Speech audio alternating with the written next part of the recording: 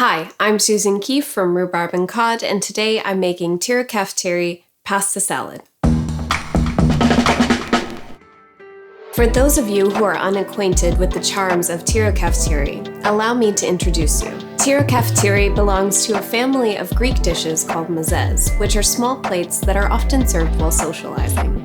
Hot pickled peppers. I always want to say pickled hot peppers or hot pickled peppers, and then my brain, it's just like, I don't know, which one do I choose? I'm just gonna make noises, not words. Yeah, pickled hot peppers, because they are hot peppers. That are pickled. And I wrote it hot pickled peppers. I'm clearly on the fence about this. I feel like jars are split too, because some of them have it the other way around. I really hate things that are both are acceptable. My brain doesn't handle indecision well. Pickled hot peppers. You got it. That's the one I like. Tira cafetiere is a spicy feta dip comprised of pickled hot peppers, yogurt, and feta. And of course feta. It's not just feta. Of course there's feta. It's a spicy feta dip. It also happens to be our cameraman's favorite. Tira cafetiere is typically served as a dip because it is a dip. But you know I can't leave well enough alone, so I decided to transform the dip into a pasta salad dressing. And unsurprisingly, inviting pasta to the party was a very good idea. So let's get started. We're going to start by making the Tira cafetiere. Now, as my last name would suggest, I am not Greek, so take this recipe with a grain of salt. Just don't add the salt, the feta is salty enough. Place 2 cloves of garlic in a large food processor. Add 1/3 cup of hot pickled peppers packed in oil and 1 teaspoon of crushed red pepper flakes. Blitz until the mixture resembles mulch.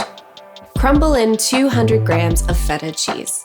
Add 150 grams of Greek yogurt with 3% milk fat or higher. Turn on the food processor and stream in 1/4 cup of olive oil. Continue to blitz until a smooth, cohesive mixture forms. Transfer the mixture to a bowl, cover, and chill until ready to serve. I used a little less feta and a little more yogurt than is typical for Tira cafetiere because I wanted to give it more of a salad dressing consistency. If you're keen to make a dip, double the amount of feta and knock the yogurt back to 100 grams. It'll be more scoopable, which is a very fine attribute for a dip. With the dressing out of the way, it's time to tackle the veg and the pasta, which we can do simultaneously. Bring a large pot of water up to a boil.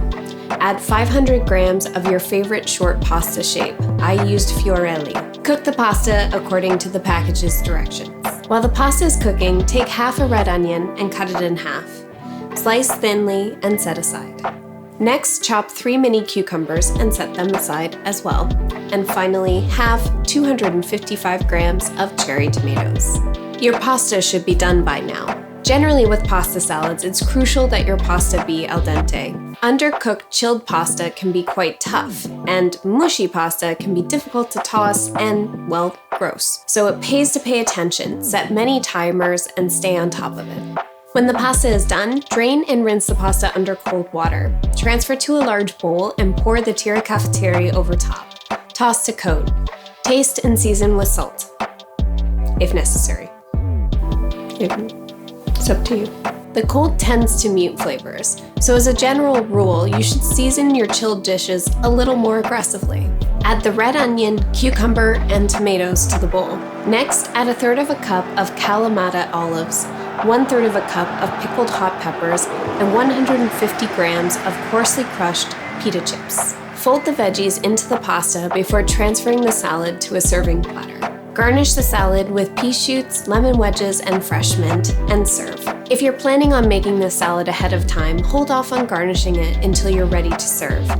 The salad can be made up to 24 hours in advance. And there you go, Tira cafetiere pasta salad. A lively but simple dish that's made for barbecue season. I hope you give this one a go, and if you do give it a try, let me know how it went in the comments below. And if you enjoyed this video, don't forget to like it and subscribe to this channel. I post a new recipe every week. Thank you for cooking with me. I'll see you all next time.